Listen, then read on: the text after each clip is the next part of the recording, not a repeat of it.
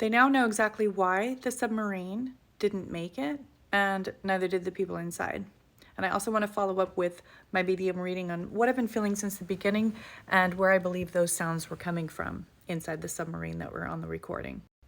Just about 1 hour ago, they concluded that the cause was a catastrophic implosion. And I'm just going to follow up on exactly what those sounds were and the experiences of the people who were inside of the submarine and where they are now spiritually and what those sounds actually were coming from the submarine. Trigger warning, this is about death and what happens after death, although it's very positive for me to know what's going on when people carry on past the veil. Some people find it disturbing. The young man went straight to the spirit world, to a wonderful place. So did these other two here and this man over here. They all went to their spirit world and their good place.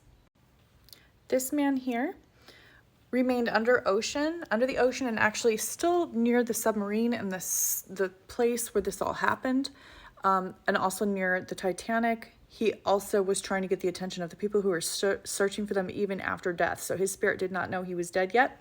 He continued to try to get the attention of the searchers. He is also a good example of when spirits will become earthbound for some reason or another. Usually it's for their own journey and their own comfort. He is still exploring the bottom of the ocean, doesn't quite realize he's dead or why he doesn't need to breathe under the surface of the water. Please like and follow me and I'll give you even more